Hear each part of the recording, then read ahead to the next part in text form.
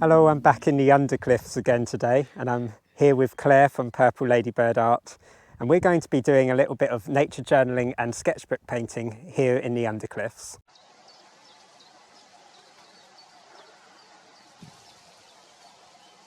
Today I'm on the middle page, but I think this is going to go on here.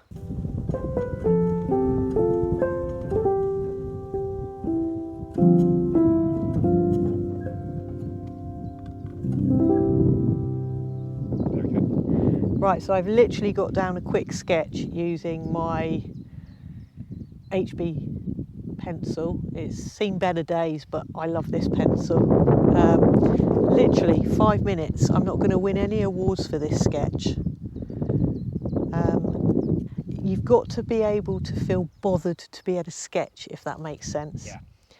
And all I'm interested in today, apart from enjoying this environment, listening to the birds, feeling that breeze coming in off the sea, all I'm interested in today is getting out my tempera sticks and slapping on some colour. This is the Cobb.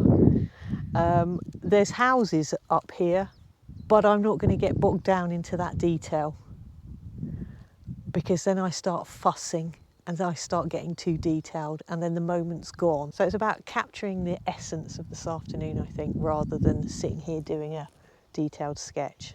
So that is literally it.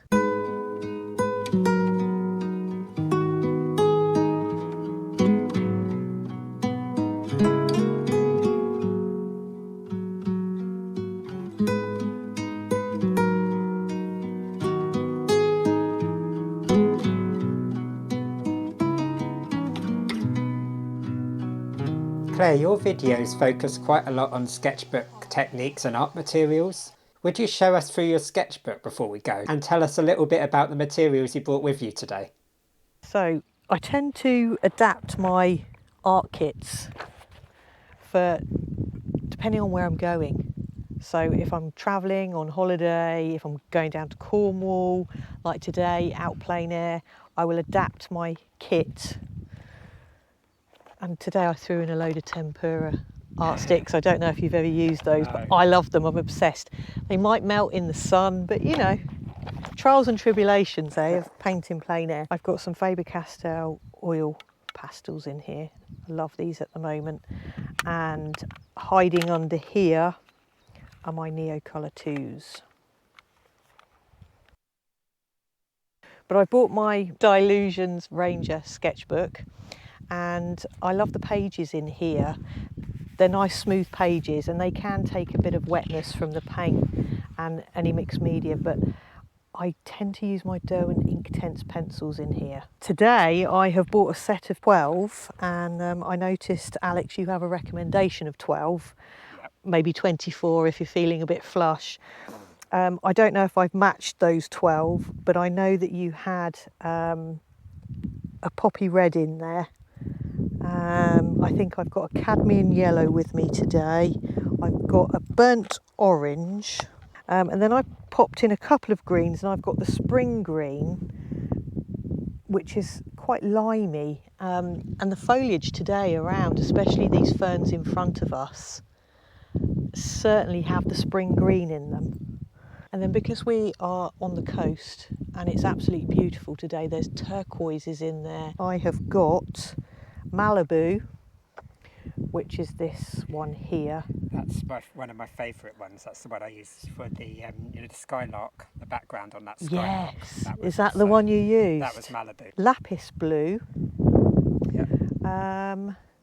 Not sure if I got lapis blue in here. Yeah, up here. So that's above the Malibu. And my preference is this one. Well, Alex, iris blue. There we go.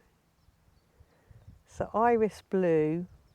I think, really looking at the sea today, I may have wished I'd bought the peacock blue as well, which is slightly darker. And then I think these are Derwent drawing pencils in here, but there may be Derwent Inktense included. Yeah, looks like you've got some water solubles. Yeah. But that was just literally a fast and furious sketch in the woods. This was Talon Bay, so sat at the very top of Talon Bay, and I used this Pentel brush pen initially. Love that for fast sketching. And then I've gone through a Hockney phase. I'm still in my Hockney phase. You're still in you're still. I am. Well, I've come out the other side of the Hockney phase, and I don't know if you've seen his books, of his sketchbooks. Yes. He's loose and he's carefree, or that's at least what the sketches say. He sees it and he wants to get it down quickly, and that's starting to really suit my style. And this is. That's lovely. This is this is texture to that. More detailed, and it was building up the Derwent drawing pencils. I think these are my favourite pencils, you know, the non-water. I think I got an initial tin of about 10 or 12 maybe, and then I just add to the collection. This is sort of my original style. I'm a very sort of detailed artist, and it's sort of breaking away from that, and like today, sort of capturing the moment. Yeah. It's about putting on paper how you feel rather than sort of that detailed sketch. That's kind of what I'm trying to do with the Micro Seasons project, to add more collage, add a bit more freedom, and also, you know, just like you were saying, to kind of break away a little bit from that continuous detailed, particularly my detailed coloured pencil work I have been doing in my journal. So you would have seen me trying to do that as well.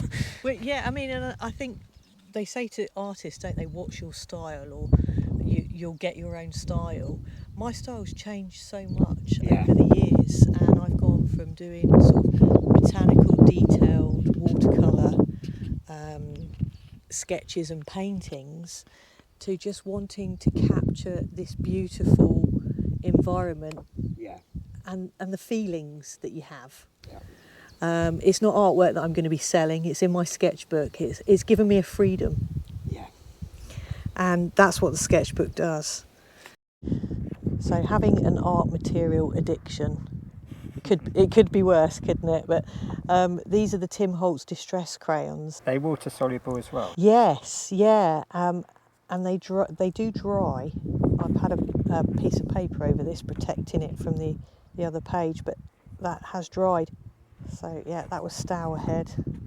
Loads of inspiration at Stourhead. The background on this one is actually acrylics, and I squirted them straight on the page, and I used a decorator's paintbrush, and just, this was inspired by an artist, Chris Forsey. It's just how it makes you feel.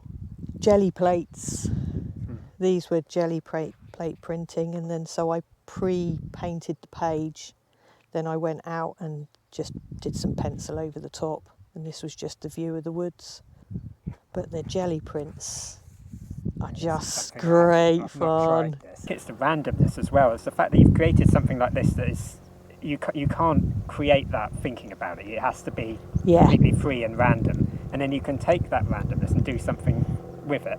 So could you explain quickly what a jelly plate is, just in case someone doesn't know? Do you know, I don't actually know how to describe it.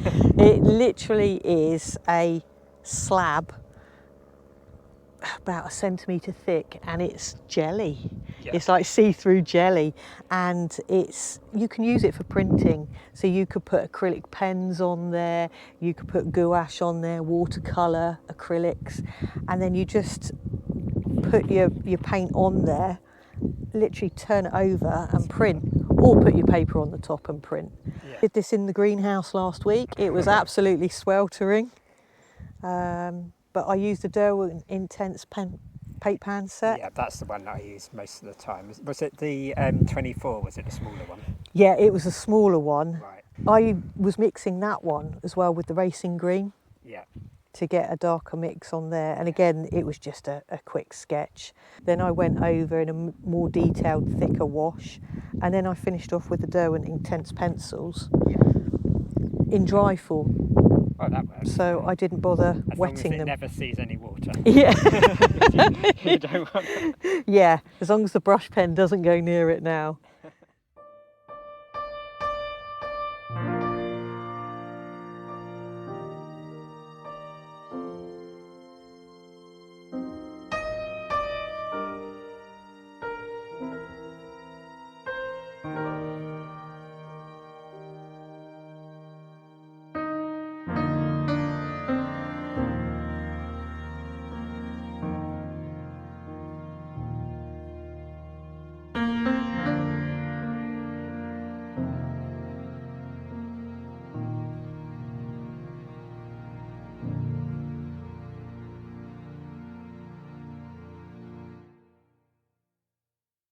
Meeting Clare was really wonderful, and I learnt so much about different types of art materials and was inspired to pick up a whole load of new things and give them a try.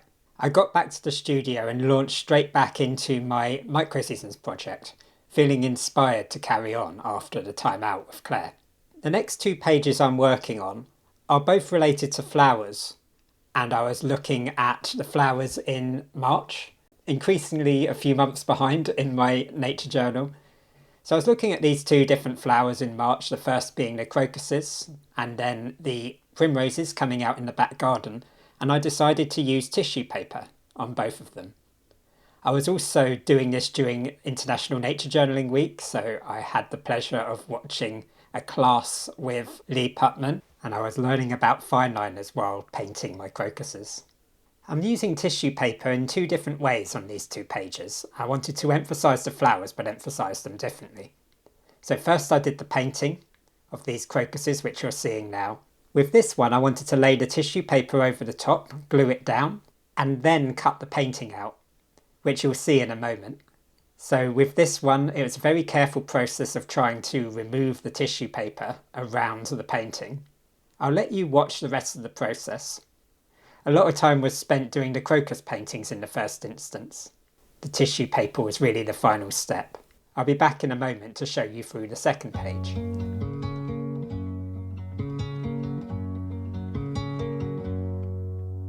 Time undivided moves in circles, trapped like a wave in a tidal pool. Waves upon waves, the horizon in view, but out of reach.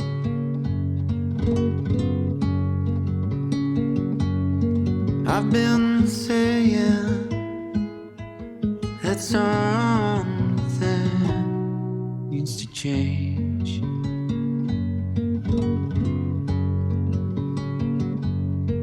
I've been saying that someday I'll change.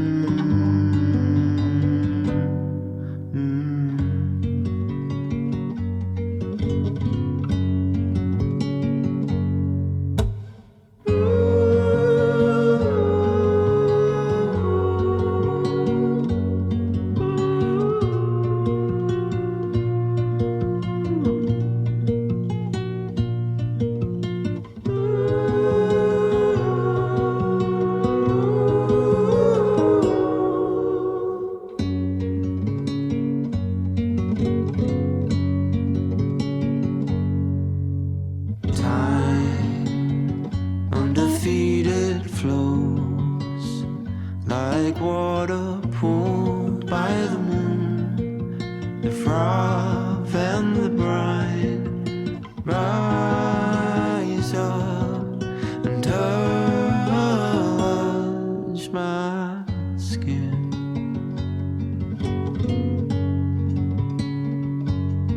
I've been saying that something needs to change.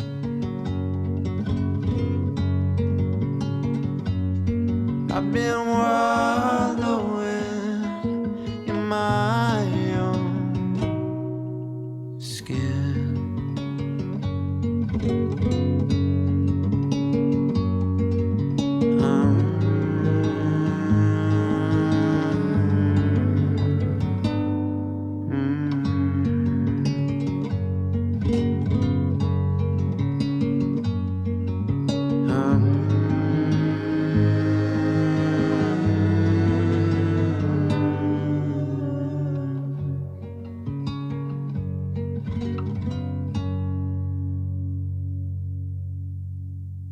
I think that one came out all right. I was really happy with how the flowers looked against the lovely green background. For the second page of the primroses, I wanted to do it the other way round. So I'd paint the primroses on a separate piece of paper and then glue that on top of my tissue paper collage. So here you can see that I'm putting the tissue paper in the background first, gluing it down with my usual favourite, my EVA glue, and making sure that it's fully into the spine of the book so that the book opens up properly. That's a mistake I've made several times when working with tissue paper. So always make sure that on the first page you glue that tissue paper deep into the spine. And then when you work into the second page, make sure you smooth it down carefully over the fold so that when the book closes and opens, it can do so as naturally as possible. Once I'd glued the tissue paper down, I then went on to making the leaves for the primroses. I tried a few different ways to get them to scrunch and show a bit of texture, but it mainly just happened with the glue. You're going to see the next few stages now, and I'll leave you with some nice music. I'm going to paint the primroses onto a separate sheet of cardie paper and then glue them over the top to make sure that those little petals ping up. And so it looks a little bit like a children's pop-up book when you open it out, with the petals springing up from the page.